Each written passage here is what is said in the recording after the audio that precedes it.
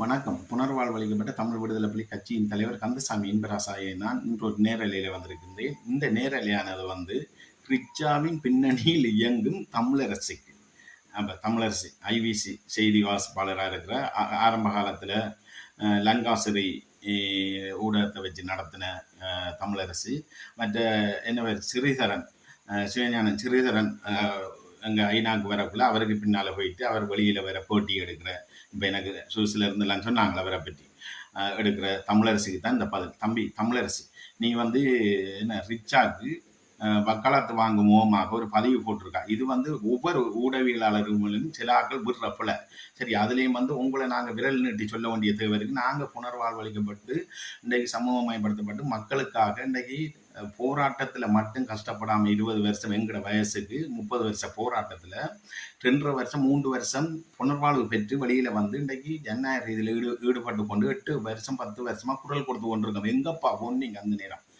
இப்போ கந்தையா பாஸ்கரனுக்கு வக்காலத்து வாங்க வந்துருங்க. கந்தையா பாஸ்கரன் ஆரண்டு சொல்லட்டானா?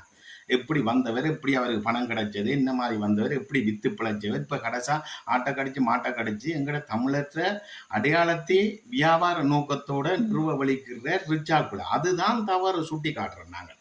அதுதான் தவறு. இந்த எங்கட மாவீரர் அடையாளத்தை எங்கட இன படுகொலை செய்த இன அழிப்பு நடந்த அடையாளத்தை அவர் ரிச்சாக்குள்ள நிறுவி அந்த திசை திருப்பு முகமாக இனி நாளடைவில் அது ஒரு வியாபார நோக்கமாக அதை பார்க்க வாரார்கள். கடந்த இன்றைக்கு அம்பார தொங்கல் யாழ்ப்பாணம் இந்த பொலியண்டி தொங்கல் என்று சொன்ன மாதிரி எல்லா திசையிலிருந்து வார மக்களும் இன்றைக்கு முள்ளிவாய்க்காலுக்கு போய் தங்களோட கண்ணீர் அஞ்சலியை செலுத்தி உலகத்துக்கு இன்றைக்கு 1 லட்சத்துக்கு மேற்பட்ட மக்கள் இனப்படுகொலை செய்யப்பட்டது முள்ளிவாய்க்கால் என்று சொல்லி காட்டுற வேளையில அதை திசை திருப்பு நோக்கமாக அடுத்தடுத்த வருஷம் ரிச்சாவை நோக்கி வாரத்துக்கும் ரிச்சாவுக்கு வியாபாரம் நடக்கிறதுக்கு இன்றைக்கு 10 ரூபா விற்கிற பொருளை மிக்சர் பாக்கெட்டை 100 ரூபா விற்கிற ரிக்ஷாக்காரனுக்கு நீ வக்காலத்து வாங்குறாய் தம்பி. தமிழரசு கட்சி இன்றைக்கு அவர் நல்ல நோக்கத்தோட எங்கட மக்கள்கிட்ட இருந்து சுரண்டி பறிச்சு வறுமைக்கு உள்ளாக்கப்படுறாரு, உள்ளாக்கி விடுறான் எங்கட மக்களை. தெரியுமா? இதை ஒரு முஸ்லீம் ஏரியாக்குள்ள சிங்கள ஏரியாவுக்கு ஒரு முதலீட போட்டு செய்வான்னா அடிச்சு திறத்திருப்பாங்க ரிச்சா பாஸ்கரன். அது மட்டும் இல்லை, இன்றைக்கு நீ சொல்ற தமிழரசி, உனக்கு சொல்றேன் என்னண்டா, நீ சொல்ற வெளிநாட்டில இருந்து அவற்ற ஆதரவாளர்லாம் விட்டு போட்டு வாங்கன்னு சொல்றாங்க. ஏன் அதை கொண்டு அவர் வெளிநாட்டில் முதலீடு செய்திருக்கலாம், இந்தியாவில் முதலீடு செய்திருக்கலாம். அங்கே எங்கட மக்களை ஏமாத்தலாம், இந்தியா மக்கள்கிட்ட ஏமாத்தலாம், வெட்டி போட்டுருவாங்க. இன்னைக்கு வெளிநாட்டில் முதலீடு செய்யறதுக்கு புலிகளில் காசு அங்கே முதலீடு செய்து இங்கிருந்து போனவங்க வெளிநாட்டில் வெனுக்கு 500 பேர் 1000 பேர் போய் அடிமையா வேலை செய்யறது போக மாட்டாங்க. என்னவன் விடுதலை புலி இந்த காசு அடிச்சிருக்கிறான்னு சொல்லி எனக்கு ஃபுல்லா அங்கே முத்திர ஊத்தப்பட்டாங்க. லிபரான்னு சொல்லி காட்டவுண்டு வச்சிருந்து சுகாசோட இருந்து செயல்பட்டு லக்கா சுகாசோட செயல்பட்டு அதுல நேர்மை இல்லாம சுவாசர அதை சைட் பிஸ்னஸ் செய்து ஓட்டு மாட்டு செய்து அதை தெரிஞ்சு கண்டுபிடிச்சி சுகாஸ் அடின்னு அடிச்சு என்ன போட்டில் போட்டது. அடிச்சு போட்டில் போட்டு தான் கடைசியாக அவன் வழக்கு போட்டு சுகாசிட்ட ஒரு தொகை காசு வாங்கினவன். கையை காலெல்லாம் இவனே தானே லக்கியா பாசகரன் தானே முறிச்சு போட்டு தானே தேய்ச்சி கீச்சு கைத்தால தேய்ச்சி பெண்டேஜ் போட்டு எல்லாம் பெண்டேஜ் போட்டு கிடந்துட்டு கடைசியாக அந்த வெளிநாட்டில் இப்படி எனக்கு அடித்து இப்படி கையை காலெல்லாம் முறிச்சிட்டாங்கன்னு சொல்லி அப்புறம் சுகாசு ஊடாக ஒரு நஷ்டஈடு வாங்கினோம்.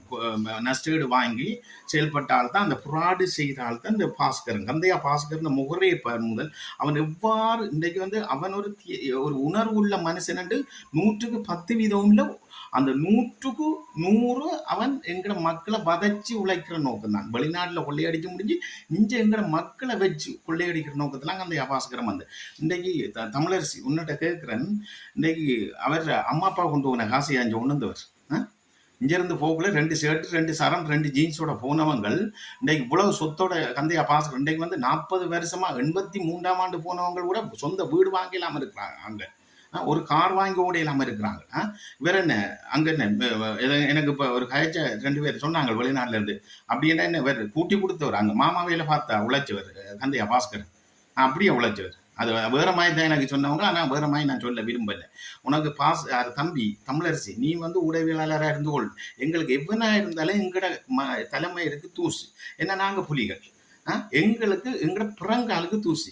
நீ இன்றைக்கு சொல்றாய் இங்க அவரை சுட்டி காட்டுறவங்க எல்லாரும் என்ன தெற்கோட என்ன அரசாங்கத்தோட தொடர்பு உள்ளவங்க தான் சுட்டி காட்டுறாங்களா அவரை முதலீடு செய்ய விடாமல் இப்படி ஒரு முதலீடை கொண்டு வந்து அவர் செய்யக்க அவர் ஆதரவு கொடுக்காம இப்படியே நான் செய்கிறவங்க வந்து இராணுவ புலனாய்வாளருக்குரிய ஆக்கள்னு சொல்லி நான் கேட்குறேன் அடே இந்த உன்னை திரும்ப ஒருக்கா போட்டு காட்டுறேன் வெயிட் பண்ணு இவர் தான் தமிழரசியா அன்பான போராளிகளே தாயத்தில் இருக்கிற போராளிகள் மக்கள் எல்லாரும் சிந்திக்க இவங்கள் தான் ஒவ்வொரு வங்களும் இப்படி முதலீட்டாளர்கிட்ட கோடிக்கணக்கில் காசை வாங்கிட்டு இப்படி போராளிகளை விமர்சிக்கிறது மக்களை விமர்சிக்கிறது இன்றைக்கும் நாங்கள் இவர் தான் தமிழரசு இவ்வாறான சூழ்நிலையில் ஏன் இவர் தொடர்ந்து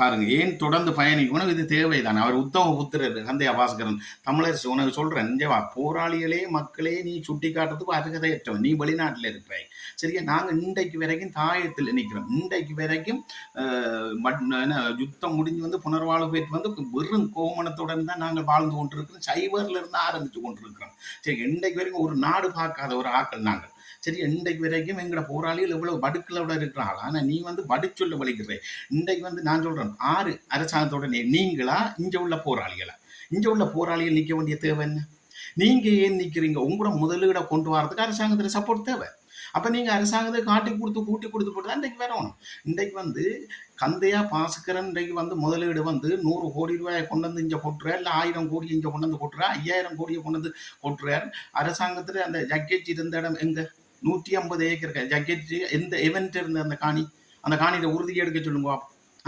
அவ்வளவும் நல்லாட்சி அரசாங்கம் இருக்கு அதுக்கு முதல் மஹிந்த ராஜபக்ச ஆக்களோட டீல் பண்ணி அதுக்கப்புறம் கோட்டபாய ஆக்களோட டீல் பண்ணி சரியா அந்த நேரத்தில் தான் இந்த காணியை தந்தா தான் இதுக்கு பதிலாக விலைக்கு காணி வாங்கி தருவேன் சொன்னால்தான் கந்தையா பாஸ்கரன் விலைக்கு அந்த நேவி இருந்த இடங்கள் அந்த ஜக்கெட் ஃபுல்லா அவ்வளோத்தையும் ஒதுக்கீடு செய்து போட்டு இன்றைக்கு பாரு வெளிநாட்டில இருந்து வந்தவனுக்கு அரசாங்கம் ஒதுக்கீடு செய்து காணியை கொடுக்குதுன்னா அவன் அரசாங்கத்தில் ஆக்கலாம் இன்றைக்கு வெறுமன நின்ற புலிகள் வந்து இல்லை போராளிகள் இல்லை மக்களும் அரசாங்கத்துக்குரிய ஆக்கலாம் இன்னைக்கு உழைப்பு வழி இல்லாம வாழ வழி இல்லாம நிற்கிற போராளிகள் அரசாங்கத்துக்குரியாக்கலாம் தமிழரசி நீ வந்து வாயில வந்த மாதிரிலாம் பாஸ்கரன் உனக்கு வீடு கட்டித்தாரானோ இல்லை உண்ட குடும்பத்துக்கு என்னத்தை அள்ளி வைக்கிறானோ அது எங்களுக்கு தேவையில்லை சரியா அவன்கிட்ட சோர்ஸ்ல நீ வாழ்ந்து கொண்டிருக்கு ஆனா எங்கிற போராளிகளை படி சொல்ற அளவும் எந்த விதமான அற்றுகதையும் இல்லை நெற்றுப்பள்ளும்பும் பாலராஜன் சொன்ன மாதிரி உங்களெல்லாம் எங்களை தீண்டக்கூடாது நீங்கள் சரியா உங்களுக்கு நான் சொல்றேன் நீங்களெல்லாம் இங்க நாட்டுக்கு வந்து போகல அது சரியா ஒரு கட்டத்துல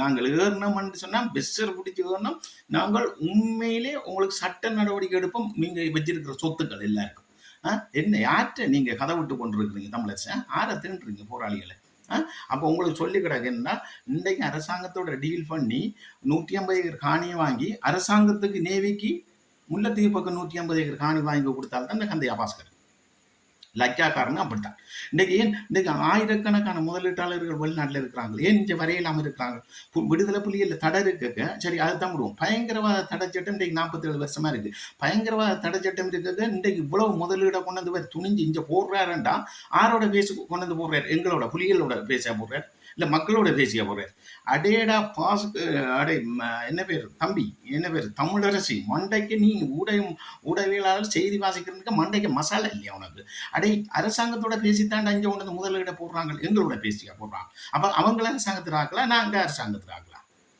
அரசாங்கத்தோட டீல் அடிச்சு அரசாங்கத்துக்கு லஞ்சத்தை கொடுத்து போட்டு கோடிக்கணக்கில் லஞ்சத்தை கொடுத்து அங்கே கொள்ளையடிச்ச காசை கொடுத்து போட்டு தான் இங்கே வந்து முதலீடு செய்யறத பாஸ்கர் கந்தையா பாஸ்கர் அது மட்டும் இல்லை இன்றைக்கு வந்து உண்டை நீ யோசிக்கணும் உறவு பாலம்னு சொல்லி அவன் உருவாக்கி 100 ரூபா வாங்கி 10 ரூபா கொடுத்தால்தான் இந்த கந்தையா பாஸ்கரன் எத்தனை 1000 கோடி இன்றைக்கு உறவு அவன் அப்பண்ட வீட்டு காசையா கொடுத்தவன் இல்லை அவன்கிட்ட சொந்த காசையா கொடுத்தவன் உறவு பாலம்னு சொல்லி உருவாக்கி இன்றைக்கு என்னை வெளிநாட்டில் இருந்து சொல்கிறான் எத்தனை 1000 கோடி அவ்வளவும் எங்கட மக்கள்ல காசு அங்கே வெளிநாட்டில் சாரா புழிஞ்செடுத்த காசை கொள்ளையடிச்சிட்டு வந்து வெளிநாட்டில் வாழையிலான்னு தான் இங்கே வந்தோம் ஆனால் வெளிநாட்டுக்கு போய் வாரான் உல்லாச வாழ்க்கை வாழ்ந்து கொண்டு வாரான் சரியா அவனை வந்து நீ வியாக்கினம் பண்ணி கொண்டிருக்காத யாரு தமிழரசி உனக்கு சொல்லி கிடையாது சரியா இன்றைக்கு வந்து ஐவிசி இன்றைக்கு இவர் வாங்கினவர் விடுதலை புலிகள் ஐவிசி இவர் ராஜ காசு கொடுத்து வாங்கினவர் வேற இங்கிருந்து அம்மாட தாலி கொடியை வித்து கொண்டு போனவரா இல்லை இங்கிருந்து உழைச்சி வச்சு நெல்லிக்காய் வித்த பாஸ்கரன் ஸ்கூல் படிக்க நெல்லிக்காய் வித்த பாஸ்கரன் எந்த காசு கொடுத்து ஐவிசி வாங்கினவன் அந்த 3 பேர்த்தை கேட்டாலும் தெரியும் சரி ஐவிசி காராக்களா ஏசிசி பொருங்க மாறும் 6 ஆரம்பத்தில் ஐவிசி நிறுவனத்தை கஷ்டப்பட்டு மக்கள்கிட்ட இருந்து காசு வாங்கி அதை உருவாக்கி எடுத்தது யாரு? ஏசி தாசிசிஎஸ். அடுத்து கனக ரவி, சரியா? அடுத்தது எஸ்கே ராஜன். அப்போ இவங்க 3 பேருக்கும் தெரியும், இவனுக்கு தான் சரி, இவன் வாங்கி அவங்க 3 பேருக்கும் தெரியும் இந்த ஐவிசி எப்படி போனதுன்னு சொல்லி. அப்போ இவன் ஐவிசி வாங்கியிருக்கிறான். அப்போ யார்கிட்ட காசு? இவன் உழைச்ச காசா? கந்தையா பாஸ்கரன் லங்காசிரிய நீ லங்காசிரி எங்க? லங்காசிரி இவனுக்கு தானே வித்திருக்கிறேன். அப்போ இவர் பெரிய முதலீடுன்றா எங்களுக்கு அதை பற்றி பிரச்சனை இல்லை. வெற காசு எங்கட மக்களுக்கு தேவையில்லை. வெற காசுல எங்கட மக்களுக்கோ இல்லை ஒரு 1000 போராளிகளுக்கு அவன் கொடுத்தானா? ஆனா இன்றைக்கு போராளிகளை வச்சு கசக்கி புழிஞ்சி எப்படி உழைக்கிறான்னு தெரியுமா? எப்படி உழைக்கிறான்? அன்றைக்கு எனக்கு சொல்றாங்களே, ரிச்சாக்குள்ள வேலை செய்யறவங்க அண்ணன் 60,000 சம்பளம்னா 30,000 வெட்டிடுவானாம்.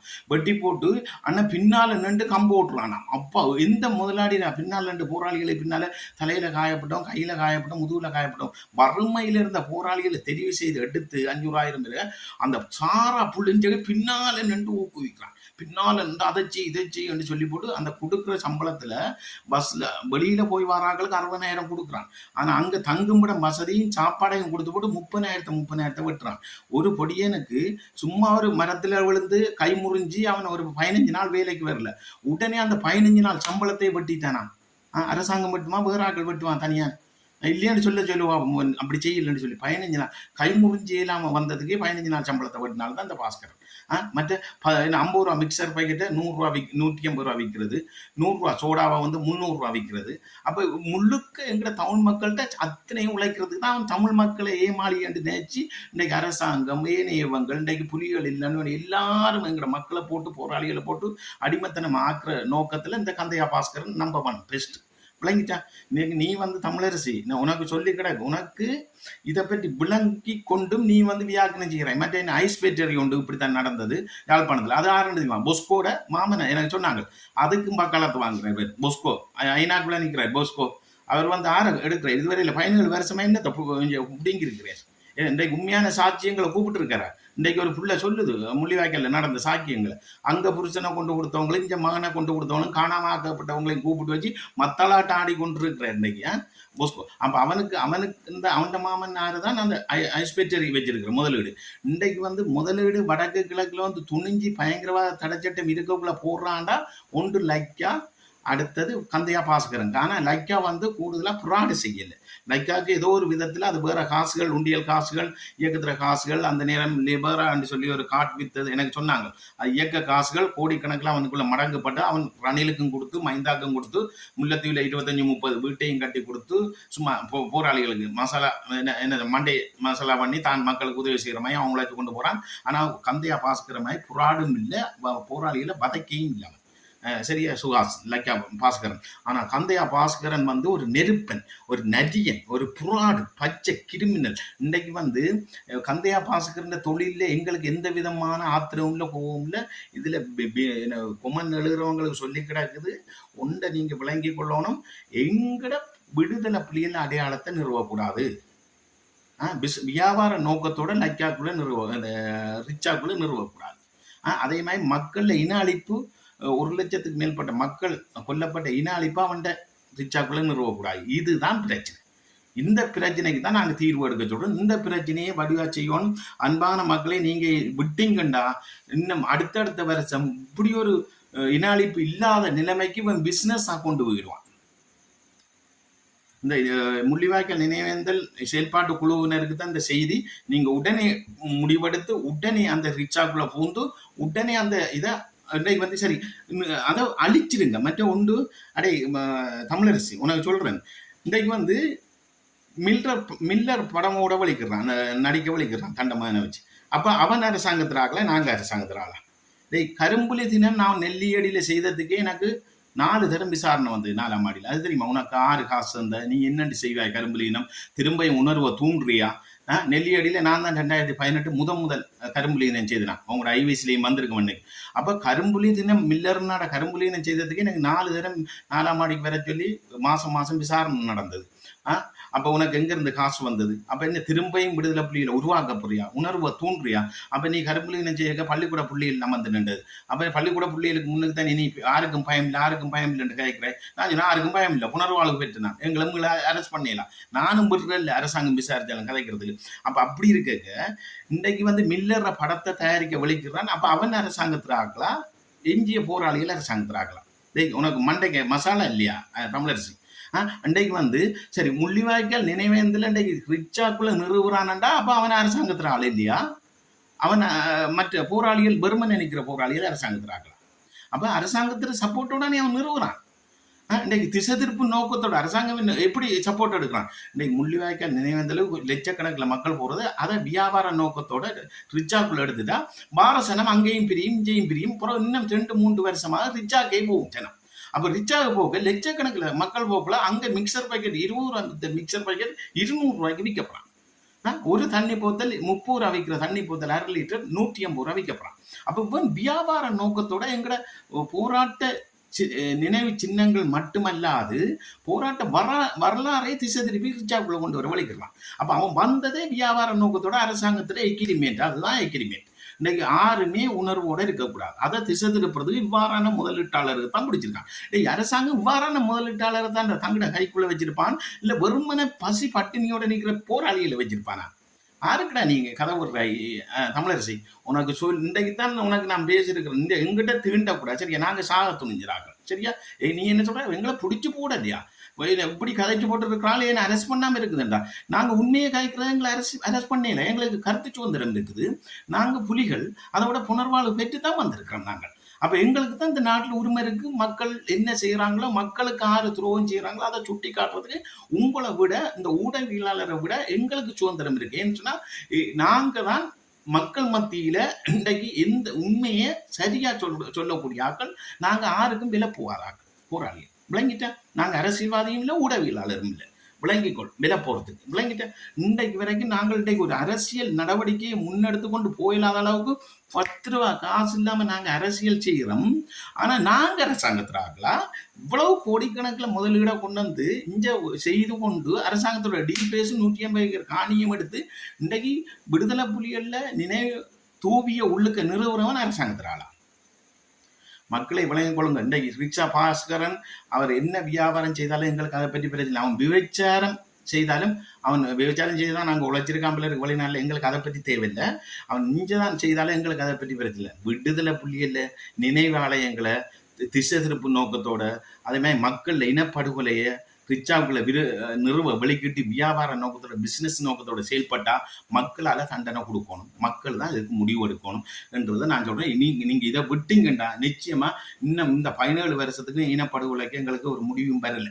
ஆனா இன்னும் இதுக்கெல்லாம் காரணம் இவ்வாறான நபர்கள் தான். இன்னைக்கு எத்தனை ஆயிரம் பேர் முதலீட்டாளர்கள் வெளிநாட்டுல இருக்க ரிச்சா மட்டும் துணிஞ்சு வந்து அரசாங்கத்துல சப்போர்ட்டோட செயல்படுத்துறான்டா. புலிகளில் காசை கொண்டு வந்து புலிகளில் காசு அரசாங்கத்துக்கு அரவாசை கொடுத்துட்டு அவன் முக்காசை வச்சுக்கொண்டு அவன் செயல்படுத்துறான்டா. நீங்க யோசிக்கணும்.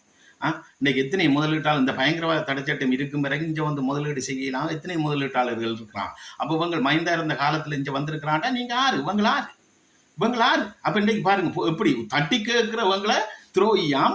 ஆனா தாங்கள் எல்லாம் செய்து கொண்டு இருக்கிற கர்ணா என்னடா கர்ணா?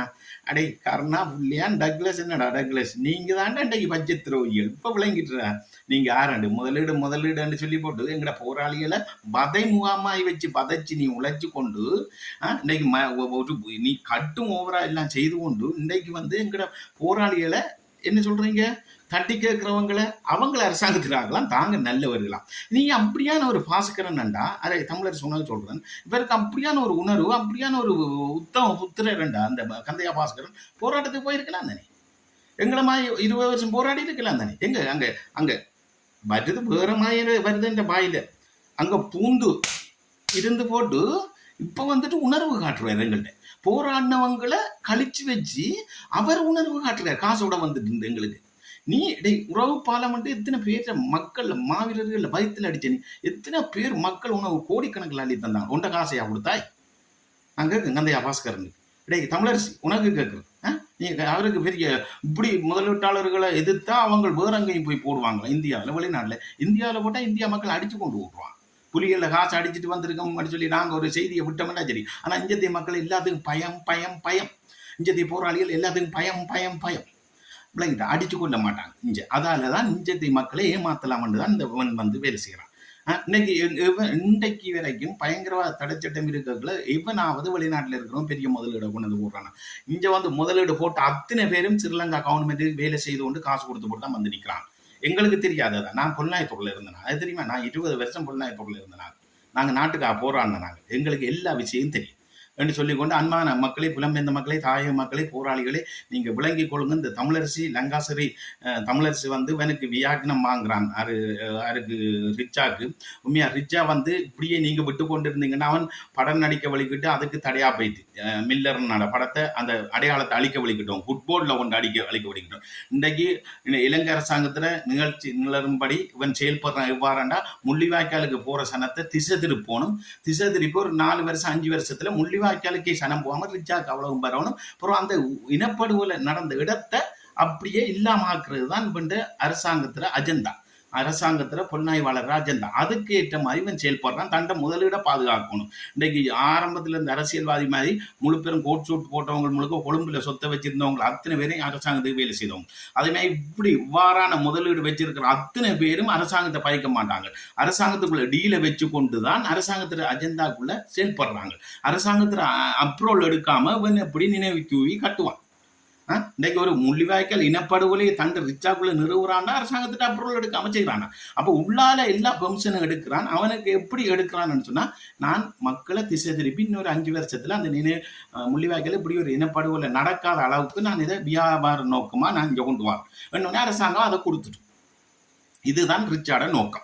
இதை நீங்க புரிஞ்சு கொண்டு அவன் அதுக்குள்ள நீடிக்குமா இருந்தா நிச்சயமாக எங்களுக்கு ஒரு அடையாளமே இல்லாம போயிடும். இன்றைக்கு வந்து எப்படி அடையாளம் அளிக்கப்பட்டது? இன்றைக்கு வல்வெட்டி துறையில வந்து இன்னைக்கு 12 வேங்கைகள்ல இந்திய ராணுவம் இருக்கு. குப்பி அடிச்சு வீரச்சாவடைஞ்சா புலேந்தி அம்மங்குமார பாத்துல்லா ராவு நலன் ஆனந்தகுமார் மிரேஷ் அன்பழகன் ரெஜினுல் பழனி அத்தனை பேர் நினைவு தூக்கி இன்றைக்கு அடையாளம் அழிச்சு கிடக்கு. அப்ப அதை போய் நிறுவுறதுக்கு எங்கிட்ட பொருளாதாரம் இல்லாம நாங்க போய் பார்த்து அழுது போட்டு எத்தனை பேர்ட்ட கேட்டோம், கெஞ்சினம், கதர்ணம். அந்த நினைவு தூவியவருக்கு அடையாளத்தை எங்கிட்ட அடையாளத்தை அழிக்கிறாங்க. அதே மாதிரி தான் வல்வெட்டித்துறையில அந்த நினைவு தூவி அழிச்சமாய் அடையாளம் இல்லாம ஆக்குன மாதிரி அரசாங்கத்துல அடுத்த அஜெண்டா இந்த பாஸ்கரனை வச்சு முள்ளிவாய்க்கால் நினைவேந்தலை இல்லாம ஆக்குறது. அதுக்குத்தான் இப்படி செய்கிறான். இதுக்குத்தான் இந்த தமிழரசு மக்களத்தை வாங்குறான். சரி, நீ இன்றைக்கு வரைக்கும் விடுதலை புலிகள் சம்பந்தமா மக்கள்ல இன அழிப்பு சம்பந்தமா வேற எதுவுமே நிறுவாம நீ உண்ட பிசினஸ் கொண்டு போ. நாங்கள் கதைக்கல. நீ அண்டு வந்து மில்லர் படத்தை நடிக்க வழிகிட்டா எங்கட உரிமையை பற்றி கழிச்சா அதை தடுத்தான். இன்றைக்கு முள்ளிவாய்க்கால் நினைவேந்தல நீ நிறுவ வழிக்கிற, அதுக்கு நாங்க கதைக்கிறோம். மற்றபடி உங்க பிசினஸை பற்றி கேட்கல. நீ பிசினஸ் செய்யறவே விபச்சாரம் செய்யறவே எங்களுக்கு அது தேவையில்லை. நீ என்னென்ன செய்யறையோ ஏன்டா சேர்ந்த போக்குல என்ன நீ காசை கொண்டு போனீ இல்லை உண்டா காணி பூமியை வித்து போட்டு போனியா? நீயும் 2 ஷர்ட்டு 2 ஜீன்ஸ் 2 சரத்தோட போனி. இன்றைக்கு 50 வருஷமா உழைக்கிறவனே இன்றைக்கு ஒரு முதலீடு செய்யலாம இருக்கான். அங்க ஒரு வீடு வாங்கி சொந்த கார் வாங்கி ஓடையலாம இருக்கான். நீ போயிட்டு சொல்ற 30 வருஷம் உடம்பு கஷ்டப்படு. என்ன ரிபிள் நீ ஏன் சொல்ற லைசன்ஸ் இல்லாம கார் ஓடுன நாடு கந்தையா பாஸ்கரன் சொல்றேன் 5 பேர் ஏற்றி ஓடுவோம் கள்ள வேலை. அப்ப நீ அங்கேயே கள்ள வேலை செய்யிருக்கிற அந்த நாட்டு அரசாங்கத்துக்கு. லைசன்ஸ் இல்லாம கார் ஓடி என்னன்ற நீ உழைக்கிறது? லைசன்ஸ் இல்லாம 5 பேர் ஏற்றி போனா மற்ற கார் ஓடுவோம். ஃப்ரீயான டைம்ல மண் அடிப்பும், ஃப்ரீயான டைம்ல டொய்லெட் எடுப்பும், ஃப்ரீயான டைம்ல தீங்காங்கழுவுன்னு சொல்றேன். யாருக்குடா நீ சொல்றேன்? நீ அப்படியா நீ இன்றைக்கு புலிகள் இதெல்லாம் நிறுவ உழைக்கிற நீ அப்படி உனக்கு ஒரு உணர்வு பற்று இருந்தா நீ போராடி இருக்கும். அப்ப நீ ஓடுன நீ இந்த நாட்டை விட்டு. இப்ப புலிகள் இல்லைன்னு புலிகள்ல பேரை சொல்லி அழிக்க வரேன். நீ தானே ரிச்சா பாஸ்கரன் நீ முத்தியங்கிட்ட அங்கெல்லாம் பரப்பியிருக்க. உனக்கு இருக்கிற ஆக்கள்கிட்ட பொடியங்கள்கிட்ட சொல்லியிருக்காய். என்ன மாதிரி சொல்லி பரப்பியிருக்கிறேன் தெரியுமா? டேய், ஆறா இருந்தாலும் நான் உனக்கு சொல்றேன், கூட பிறந்த சகோதரம் பெண்ணை வந்து கேவலப்படுத்தி கழிச்சிருக்கிறையா? பேச பொம்பளையில கொண்டு வந்து இன்றைக்கு நிறுவ வலிக்கிறாங்களாம் தலைவற்ற மகள்னு சொல்லி. அப்ப நீ சொன்னு சொல்லி முத்தியங்கட்டு வழியெல்லாம் கதைக்கலாம். ரிச்சா பாஸ்கர் உனக்கு வேலை செய்யறோம். நீ என்ன நீ மனுஷனடா? டேய், நான் உன்னை சந்திக்க வந்தனா தான் நீ ரிச்சா பாஸ்கர். நீ என்னட்ட அடிபடுவோமான்னு கேட்ட நீ தானே. இன்றைக்கு நான் வந்து யூடியூப்ல நான் ஒரு போராளி, நாங்கள் ஒரு 5 பேரும் உன்னை சந்திக்க வாரோம். என்னதுக்கு சந்திக்க வாரோம்? எங்களோட பிரச்சனையை வந்து உன்னிட்ட கதைச்சு, சரி இந்த எலெக்ஷன் வரப்போது என்ன எதுவும் செய்யலாம், நீ வந்ததுக்கு எங்களுக்கு மரியாதை தந்தியா? செற்றுப்பால் அடிச்சுமே போராளி என்று மதிக்காம எங்களுக்கு பேசி அனுப்புனி. அப்ப நாங்கையும் பேசாம பொறுமையை காத்து வந்தனாங்க. பொறுமையை காத்து ஏன் வந்தனாங்க? என்ன உனக்கு பயத்திலையா? உனக்கு பயத்தில் வந்தனாங்களா? நீ என்னட்ட வந்து நாங்கள் 5 பேர் இருக்கே லப்பில் போட்டு காட்டி போட்டு இந்த ஐம்பராசா நீ கதைச்ச பாருங்க எலும்பு அடிபாட்டு பார்ப்போம் அடிபாட்டு பார்ப்போம் என்னட்ட கேட்டேன் கேட்டனியா இல்லையா நீ வெறியில இருந்த நீ குடிச்சு போட்டு ரிங் பண்ணிட்டு இருந்தேன். எனக்கு கோவம் வந்து தூக்கி அடிச்சிருப்பேன் கதிரையால உனக்கு அந்த இடத்துல நான் அடிக்கத்தான் பழிக்கிட்டேன். அதில் வந்த எல்லாரும் சொன்னா இல்லை இல்லை நீ பொறுமையா வந்து நல்ல இம்பராசா அதில் வந்தவங்க 5 பேரும் கையில காலையில் ஆகல என்னோட வந்த போறாள் உன்னை துப்பி போட்டு தான் வந்த நாள் அதில் ரிச்சாவில் வச்சு. அப்ப நீ எப்படிப்பட்ட ஒரு கேவலமான ஒரு ஆள் போராளிகளே மதிக்காத நீ போராளிகளை வச்சு பதை மூவாமாய் வேலை செய்கிறாய். அப்ப நீ கதைக்கிறியா நீ உன்னை பற்றி நாங்கள் கதைக்கவா ரிச்சா பாஸ்கர் என்னோட நீ என்னவாவது பிடுங்கிட்டு போ. ஆனா உனக்கு சொல்லி கிடக்கு பாஸ்கரன் கந்தையா பாஸ்கர்னு சொல்லி கிடக்கு இந்த இயக்கத்துல விடுதலை புலிகள்ல அடையாளங்களை நீ அதுக்குள்ள நிறுவும் வரைக்கும் உனக்கு இந்த இடத்தை விட்டு நீ ஓடுவாய். இந்த இடத்தை விட்டு உனக்கு ஓடுவாய். சட்ட நடவடிக்கை எடுப்போம் நாங்கள் தனிப்பட. இன்றைக்கு வந்து அங்கே வாரினாலும் போலீஸோட வந்து ஜட்ஜிக்கு போய் நாங்கள் வழக்கு போட்டு தான் இன்னும் அந்த இடத்த விட்டு எழுப்போம். ஏன்னா அந்த அளவுக்கு எங்களை அடையாளத்தை நீ கொச்சப்படுத்துமோமாவும் போராளிகளை வச்சு இவ்வளவுக்கு வதைமுவாமையும் வேலை செய்கிறாய். பின்னால் நின்று அவங்களுக்கு கொடுக்குற சம்பளத்துக்கு மேலால வேலை செய்ய வைக்கிறேன். 5 மணிக்கு ஓவர் டைம் இல்லாமலே வேலை செய்ய வைக்கிறேன். நீ பாட்டும் காத்தும் கூத்தும் காசு அவ்வளவு எங்களோட போராளிகள் காயப்பட்டு நீ அப்படி என்ன நீ கொடுத்துருக்கியா? சரி 1000 பேருக்கு வீடு கட்டி கொடு. ஒன்றை காசுலையா விடுது நீ முழுக்க கொள்ளையடிச்ச காசு தானே. ஆற்றிருந்து வாங்க நீ ஐவிசி ஆற்றிருந்து வாங்க நீ சொல்ல. அந்த 3 பேர் நான் சொன்ன ஆக்கள் என்ன ஏசிசிய தாஸ் மற்றது என்ன பேர் கன ரவி அடுத்தது வந்து எஸ்கே ரவி அவங்க ராஜன் அவங்களுக்கு தெரியும் நீ என்ன செய்த நீன்னு சொல்லி. உண்மையில் அவங்க இருக்கிறாங்க. அவங்கள தான் கஷ்டப்பட்டு அந்த ஐவிசியை உருவாக்குன புலிகள் ஐவிசி தானே. அப்ப நீ இப்படியெல்லாம் செய்து போட்டு புறாடு செய்து இப்ப கடைசியா வந்து எங்கிற அடையாளத்தை அழிக்கிற அளவுக்கு நீ இப்படி செயல்படுத்துறாய். தம்பி மீண்டும் ஒரு முறை உன்னை காட்டுறான் மக்களுக்கு. தமிழரசி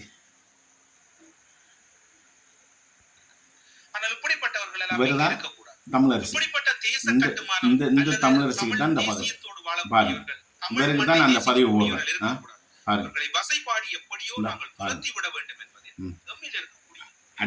அடே தம்பி தமிழரசி நாங்கள் இங்கே யாருக்குமே வசப்பாடல் இங்கே உள்ளவங்க போராளிகளை பற்றி படி சொல்றதுக்கு உனக்கு எந்த விதமான அருகதையும் இல்லை. போராளிகள் இன்றைக்கு வெறுமன யுத்தம் முடிஞ்சு வந்து இன்றைக்கு புனர்வாழ்வு பெற்று 2 வருஷம் 3 வருஷம் வீட்டுக்கு வரக்குள்ள போட்ட உடுப்பையும் கேட்டுக்கு வழியை கலட்டி எரிச்சு போட்டு நிர்வாணத்தோட போய்த்தான் மஞ்சள் தண்ணி தலையில ஊற்றிட்டு நிர்வாணத்தோட போய் அம்மா ஒரு துவாய்கர தரத்தான் நான் கட்டி போட்டு வந்தேன். ஏன்னா அந்த அளவுக்கு தொடக்கில இருந்து வந்த மாதிரி தான் தடுப்புல இருந்து வந்த நாங்கள். எங்களை போராளிகளை நீங்க கேவலப்படுத்துவீங்கன்னா நீங்க முதலீடு காசுகளை அரசாங்கத்துக்கு கொடுத்து போட்டு அரசாங்கத்துல சப்போர்ட்டோட பிஏபி மாதிரி ஏர்போர்ட்டில் வந்து போறீங்க அரசாங்கத்துல சப்போர்ட்டோட. ஆனா இங்க மண்பட்டி தூக்கி தோல்ல வச்சு கொண்டு அண்டைக்கண்ட கஷ்டப்பட்டு கொண்டு அரசியல் செய்கிற போராளிகளை நீங்க வடி சொல்றீங்க சொல்லி போட்டு என்ன புலிகள்னு சொல்லி நாங்க அரசியல் ரீதியாக வளர்ந்து வந்தா உங்களுக்கு பயமே இப்பயே பேதியா இருக்குது நாங்கள் கதைக்க. நாங்க ஏன்டா அவங்களை பற்றி பச சொல்லணும். நீங்க உங்களோட தொழிலை செய்து கொண்டு போங்க. தொழில் செய்தாலும் சரி இப்போ கந்தையா பாசுகிறேன் விபச்சாரம் செய்தாலும் நாங்கள் குறுக்க வரல. நான் செய்து கொண்டு போ ஆக்களை வச்சு உழைச்சி உனக்கு காசு தான் நெல்லிக்காய் வித்த பாசுகிறேன்னு சொல்றேன். ஆனா புலிகள் அடையாளத்தையும் மக்கள் இன அழிப்பு அடையாளத்தையும் உன்னுடைய இதுக்குள்ள நிறுவ வெளிக்கிட்டா உனக்கு நிச்சயம் மக்களால தகுந்த பாடம் வரும். நீ நிச்சயம் ரிச்சா விட்டுட்டு ஓட வரும். அதுதான் உண்மை. புலிகள்ல காசு முழுக்க அரசாங்கம் பறிமுதல் செய்து போராளிகளுக்கு மாற்றுத்திறனாளிகளுக்கும் போராளிகளுக்கும் கொடுக்க வரும். நிச்சயம் ஒரு கட்டத்துல உனக்கு எதிரால நாங்க வழக்கு போடுவோம். என்னன்னா புலிகள்கிட்ட இருந்த காசுகள் இவங்க எப்படி எத்தனை வயதுல வெளிநாட்டுக்கு போனாங்க, எத்தனை வயதுக்கு இவ்வளவு சொத்து வந்தது. இதை முதல் இந்த ஊழலை தெற்குல மட்டும் ஊழலை பிடிக்க கூடாது. இஞ்சையும் இவ்வாறான நபர்கள்ட்ட ஊழலை பிடிச்சு நீ மைந்தாடால் தான் பாஸ்கர் மைந்தா மைத்திலி ரணிலால் தான் எப்படியும் அனுரை வந்து நிச்சயம் அந்த பாஸ்கரனுக்கு நடவடிக்கை எடுக்குமோ. அது என்னதான் காசை கொடுத்தாலும் அனுர அரசாங்கம் லஞ்சம் வாங்காது. அனுர அரசாங்கம் இன்னும் 5-6 வருஷம் நீடிச்சா கந்தையா பாஸ்கரனுக்கு இல்லை சுஹாசுக்கும் லைக்காக்கும் நடவடிக்கை எடுக்கும். என்ன காரணம்ன்றா இவங்க மைந்தாக்கு இவ்வளவு காசு கொடுத்தன்ற விஷயம் வரும். வெளியில காசு கொடுத்து தான் 150 ஏக்கர் காணியை பெற்றுக்கொண்டவங்க. அதே மாதிரி காணியும் நேவிக்கு எடுத்து கொடுத்து வந்து அந்த கந்தையா பாஸ்கரன். இன்றைக்கு புலிகளில் காசு மக்கள் உறவு பார்லமெண்ட் உருவாக்கி மக்களை கண்ணீரை விட வச்சு 100 ரூபா வாங்கி போட்டு 10 ரூபா வீடு வழியை போய் கொடுத்தால்தான் இந்த பாஸ்கர் அவன்கிட்ட வீட்டு காசையா கொடுத்தான். அவன்கிட்ட அம்மா அப்பா உழைச்சதா கொடுத்தவன். எல்லாம் மக்கள் கொடுத்த காசு. இவருக்கு எங்கால இன்றைக்கு வந்து 20-30 வருஷம் இருக்கிற அங்கே 50 வருஷம் இருக்கிறவனே இன்றைக்கு ஒரு முதலீடு இல்லாமல் இருக்கலாம், ஒரு சொந்த வீடு இல்லாமல் இருக்கான் வெளிநாட்டில். இவருக்கு இவ்வளவு சொத்து என்னட்டு வந்தது. என்று சொல்லி கேட்டுக்கொண்டு தமிழரசி தம்பி நிறுத்திக்கொள், புலிகளை போராளிகளை பற்றி படு சொல்லிக்கொண்டு போராளிகளை இன்றைக்கு வந்து கேவலப்படுத்துமேன்னா போராளிகள் இன்றைக்கு ஜனநாயகத்தில் ஈடுபட்டு கொண்டிருக்கான், வேதனைப்பட்டு கொண்டிருக்குன்னா உங்களுக்கு சட்ட நடவடிக்கை எடுப்போம். நீங்கள் இந்த நாட்டுக்கு வந்து போக உங்களை ஜெயிலில் பிடிச்சி போடணும். நாங்கள் சட்ட ரீதியாக ஏன்னு சொன்னால் எங்களுக்கு மன உளைச்சலை தாராங்க. நாங்கள் அரசாங்கத்தில் ஆக்கலாதுன்னு சொல்லி இவங்க ஊடகமாக இருந்து விமர்சிக்கிறாங்க. நிரூபித்து காட்டுங்க, உற்று நிரூபிச்சு காட்டுங்க. இல்லாட்டி மான நஷ்டம் இவங்க கட்டியாகணும். எங்களுக்கு அந்த அளவு எங்களை போராளிகள் அத்தனை பேரும் மன உளைச்சலாக இருக்குது என்று சொல்லி நாங்கள் உனக்கு தமிழரசு கட்டாயம் கேஸ் போடுவோம். சரி, உனக்கெல்லாம் உன்னை போன்றவர்களுக்கு சொல்லிக்கொண்டு உண்மையிலே இது கந்தையா பாசக்கிறது இந்த தமிழரசுக்கு தான் இந்த நேரில் உண்மையிலே மீண்டும் சந்திப்போம். நிச்சயமாக இந்த நினைவு தூவிய அந்த இடத்துல அகற்றும் வரைக்கும் போராடுவோம், விடக்கூடாது. நன்றி, வணக்கம்.